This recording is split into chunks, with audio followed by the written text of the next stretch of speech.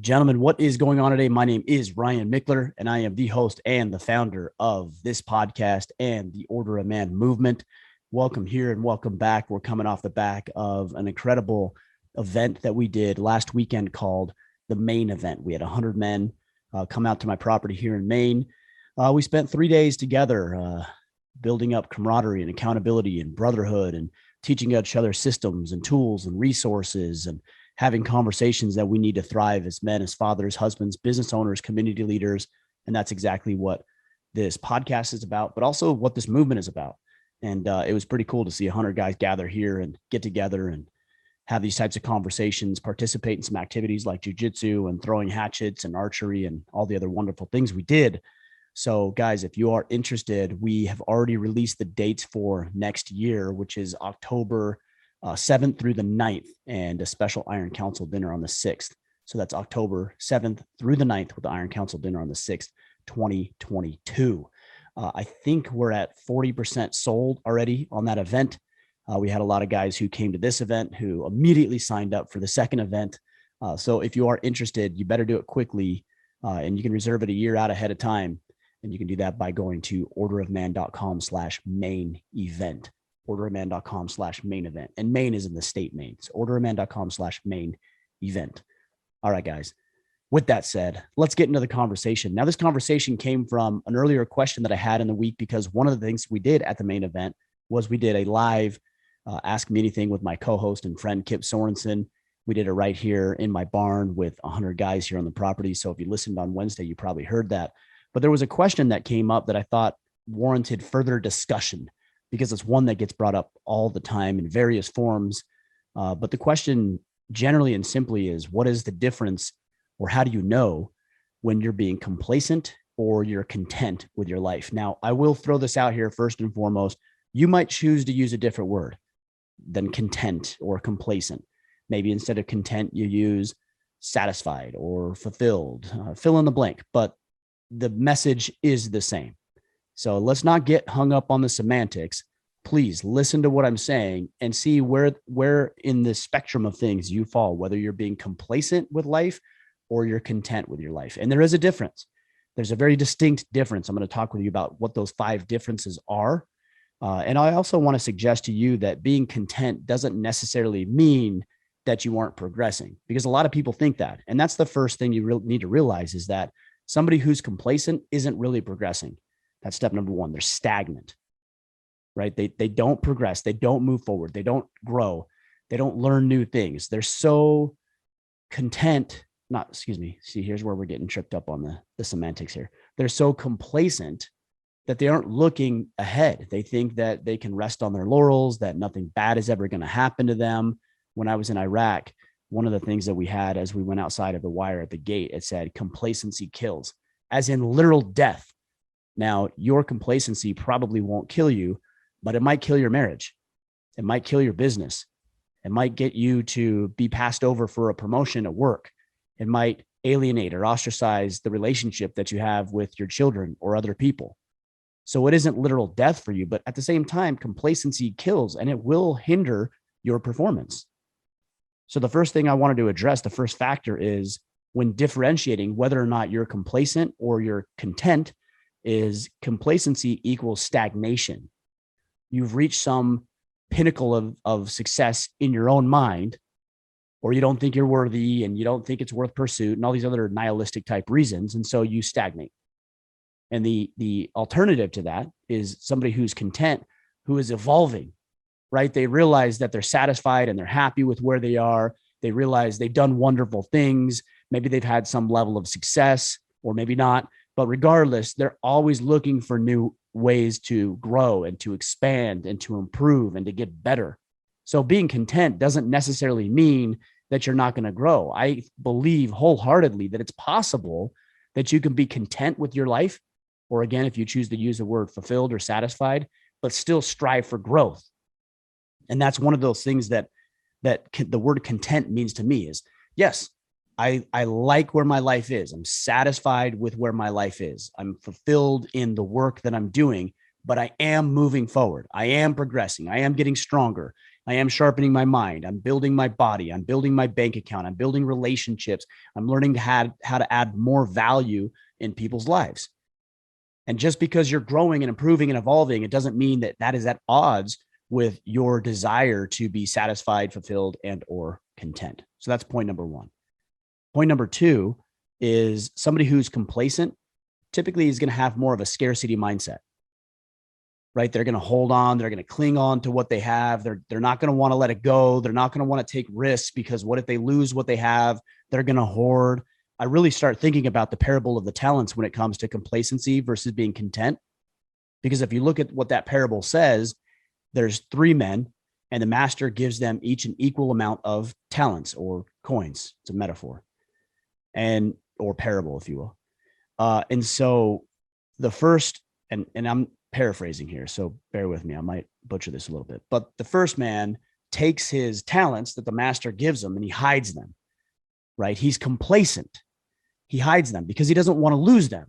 So he hoards them, he hides them. He doesn't share his gifts and his talents and abilities with the world. And he certainly doesn't go out there and magnify the talents that he's been given. The second man goes out and, if I remember correctly, doubles his talents. So he goes and utilizes them to some degree. He puts himself out there. He's probably playing it safe. He's not going all in. He's not risking as much as maybe he could or should. And he's really not pursuing maximum return or value exchange of the talents he has. And then the third servant goes out and he maximizes it and he returns his talent tenfold. So he goes out into the world and he shares his light, he shares his talents, he invests correctly, he's prudent about the decisions he's making, yet he's taking risk, calculated risk, and he returns it tenfold. And what does the master do? Well, the master comes back and he takes from the other two servants, the one who hid his talents and the one who just simply doubled his talents, and he gives those talents to the individual who went out and magnified the talents that he has.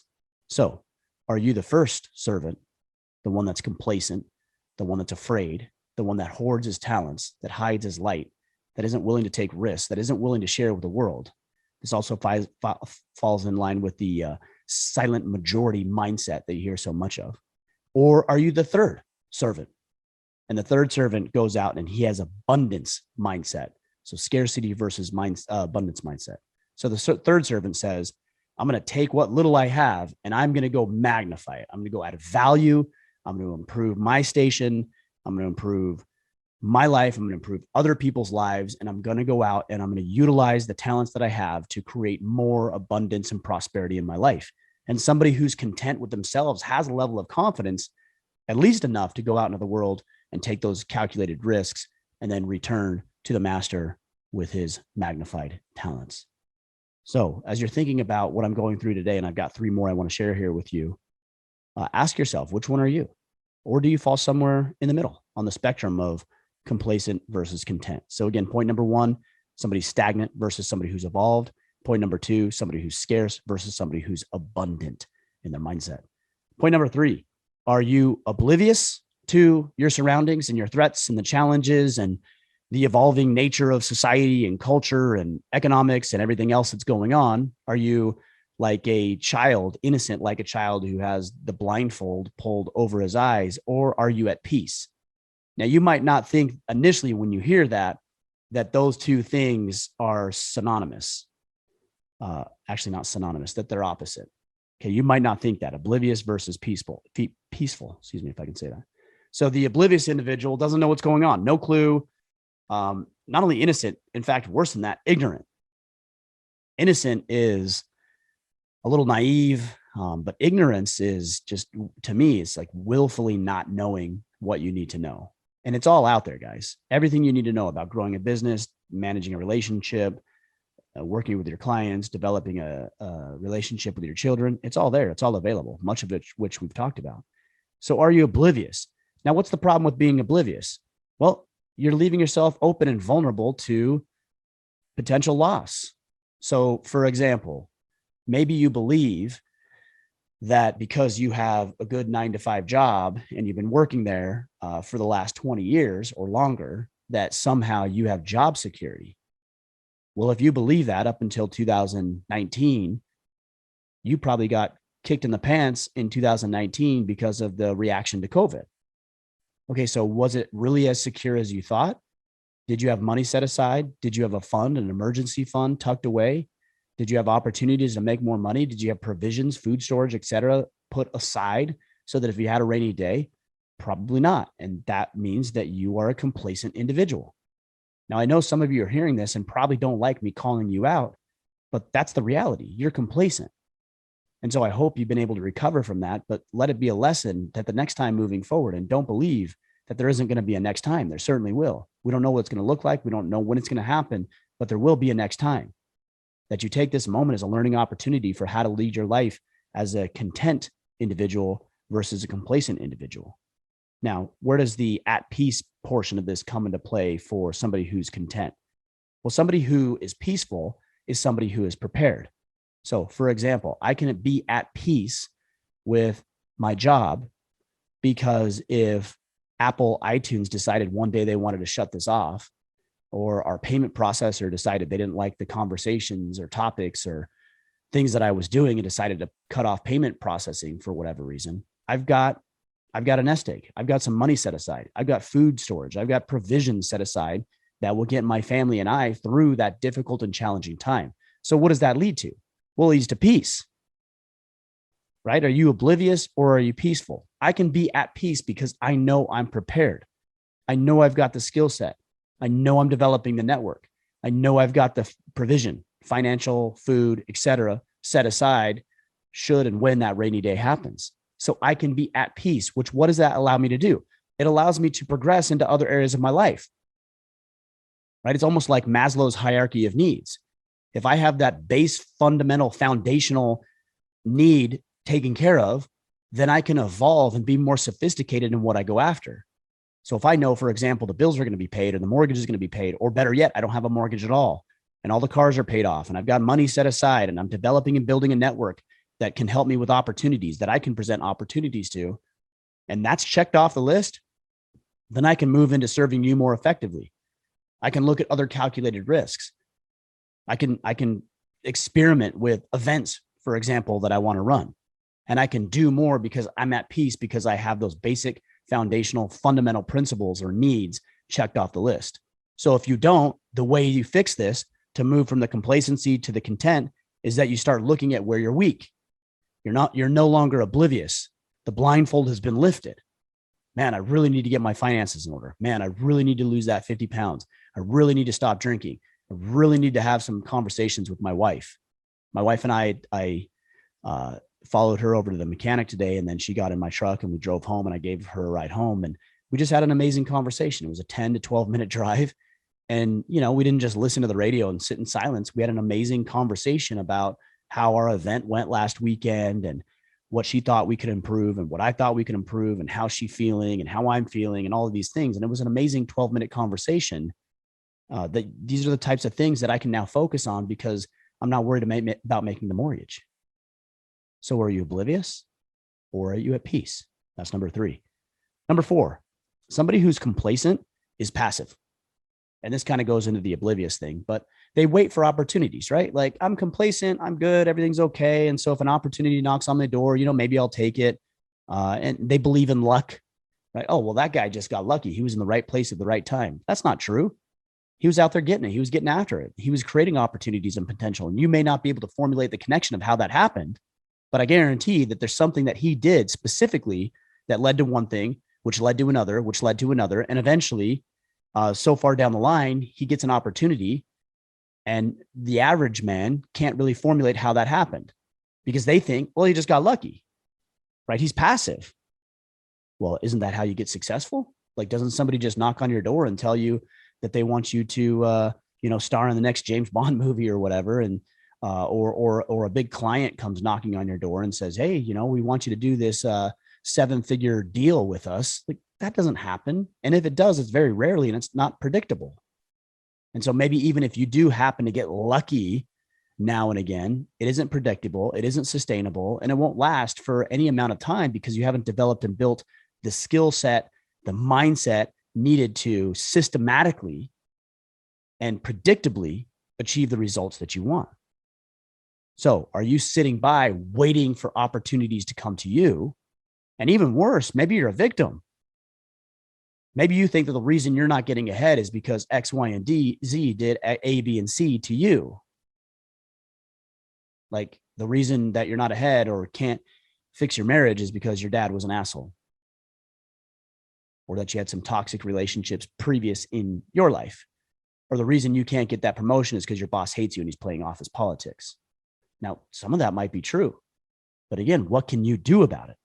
Do you passively let it go and hope that maybe one day somebody will acknowledge and recognize you and how wonderful you are? Or are you a content individual who happens to be more assertive? See, again, these aren't at odds, being content and being assertive. Some people think they are, they're not. I can be happy. I can be satisfied. I can like where I am. I can feel confident in who I am. I can have clarity and focus with regards to where I am today and still have a level of assertiveness that will get me to the point that I want to go tomorrow. Look, just because you're content with your life doesn't mean that you're completely satisfied and there's no room for growth. That was point number one that I made with you today. It just means you're happy with where you are. I'm very happy. And I talked to a gentleman this weekend. His name is John. And he said, Ryan, I came out to this event 2 years ago because we did a Maine event 2 years ago when we first moved up here to Maine. And he said, I came to this event 2 years ago and I can tell over the past 2 years, there's an extreme difference in you. Yeah, there should be. I don't say that to brag. I don't say that to boast or anything like that, but there should be a difference because I'm satisfied. Why? Because I've done the work. So I'm content with the work that I've done. I'm satisfied with that work. I'm proud of that work, but I know there's so much left to do. And so I can be assertive. I can look for opportunities. I can find the right people and bring them into the fold. I can learn new information that will help me improve as a communicator with you and learn how to run better events. Like I can still do all of those things and I should, and I'm not waiting for somebody to come to me. I'm actively looking for opportunities and I'm making connections and I'm building my network and I'm creating financial stability and even more so financial abundance so that I can take advantage of those opportunities when they present themselves, and they will. I want to be able to capitalize on those opportunities. And so I have to be assertive in doing that. And then guys, the last one right here that I wanted to share with you is a couple of different mindsets. If you're complacent, there's usually contention in your life. That might sound a little counterintuitive because a lot of times we think of complacency as this level of sedation. You're just completely sedated. You're cut off from the world. You don't care about anything. Maybe you're a bit nihilistic about what happens to you or what happens to other people. And you're just kind of coasting through life.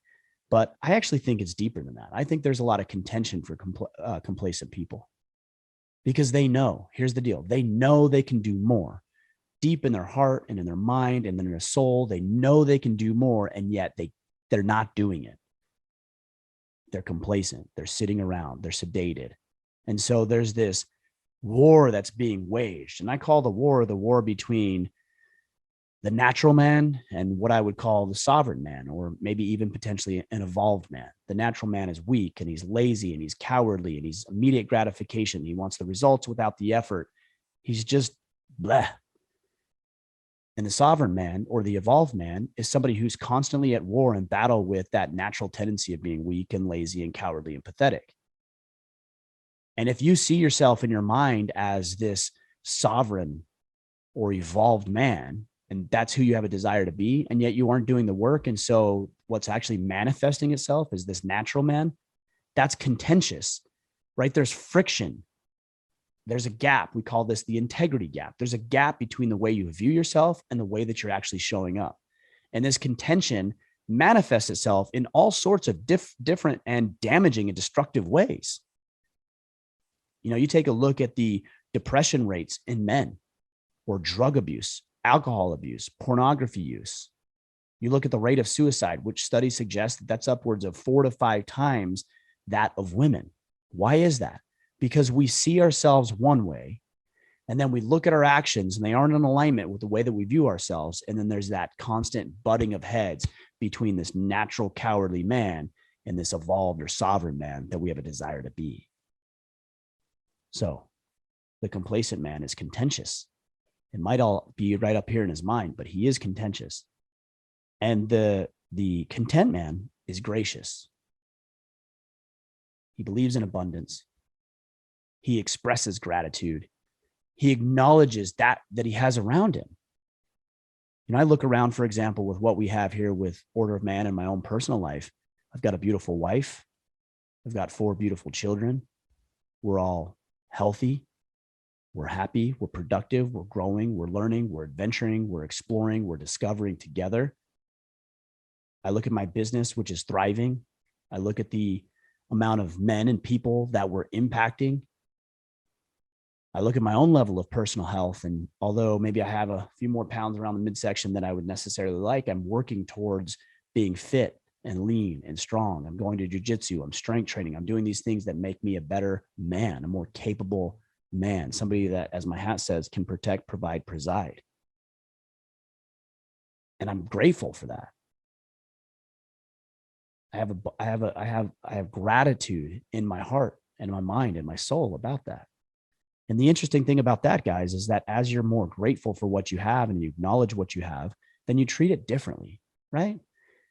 Like if you cared about something, let's say a car, for example, you really saved and you sacrificed and you finally bought this car that you've always wanted. Well, you're going to treat it with a level of reverence and respect. Versus if somebody just gave it to you, there wouldn't be as much value because you didn't earn it. Somebody just gifted it to you. Right. And because you worked hard for it, you have more gratitude for it. And then what's interesting about this, and this is a concept not a lot of people talk about, but that when you are grateful for what you have, you treat it differently, which means you've done or you will be doing the work to earn that, which you have. And then from there, and this is what people don't talk a lot about. And I don't care whether you call it God or the universe or a spirit or karma or whatever. To me, God. So God says, Ryan, you have this and you're gracious, you're grateful for it, which means there's a level of respect and reverence for that thing, which also means that you're working hard and you're being diligent and you're being a good steward over the resources that you have. And because of that, I'm going to give you more. This goes back to the parable of the talents. I'm going to give you more. I'm going to give you more abundance. I'm going to give you more prosperity. I'm going to give you more opportunities. I'm going to give you more in your life, period. Bottom line. So when you see guys who are like, man, that guy always wins, like everything he touches turns to gold. There's people I think of in my own personal circle, Pete Roberts, Andy Frisella, Ed Milet, Jocko. I could go John Dudley. I could go on. And these guys look like you see them and it's like, man, everything they touch turns to gold. And granted, they have their challenges, of course. But the reason it feels like that is because those men are good stewards over the resources they have. And they're expressing gratitude for it, which means there's more reverence for it, which means they're more diligent, which means that they're getting more reward because of their level of diligence. This is not rocket science. It might feel a little woo-woo and kind of out there, but I promise you, and that's why I said God or karma or the universe or whatever you choose to look at it. And some of you guys maybe don't believe in any of that stuff, but I'm telling you, it's 100% real. It's 100% real. So that's the difference, men, between somebody who's complacent and somebody who is content. Now, look, we slide back and forth on this sliding scale of content versus complacency. But my goal personally is to move more from just being complacent and resting on my laurels because we have had success to somebody who's not only content with what he has, but is actively working towards what could become. Which one are you? Which mindset are you? Which of these factors do you ascribe to? And where did that come from? Like, who told you that? Did your parents tell you that? Did you learn that from your friends? Did you learn that through random experiences that you may have had? And does it serve you? So let's recap and then we'll call it a day. So number 1, are you stagnant or are you evolving? Number 2, do you have a scarcity mindset or an abundance mindset? Number 3, are you oblivious to what's going on? Or do you have peace in your life because you're working towards future growth? Number 4, are you passive, hoping opportunities will come to you? Or are you assertive in going and looking for and creating those opportunities yourself? And number 5, is there contention in your life? Or is there a level of graciousness for what it is you have, which will, again, yield reverence and respect, which turns into diligence, which turns into greater blessings. All right, guys. That's all I've got for you today.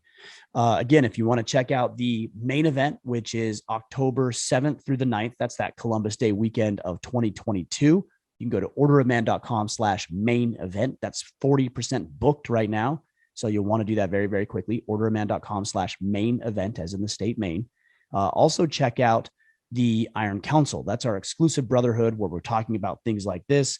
We're having one-to-one conversations. We're holding each other accountable. In fact, at this last main event, we had, if I remember correctly, about 73, 74 Iron Council members.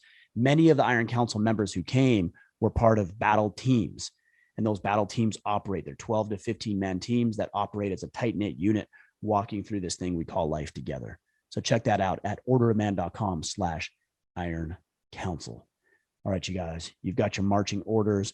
I will be back next week. Until then, go out there, take action, and become the man you are meant to be.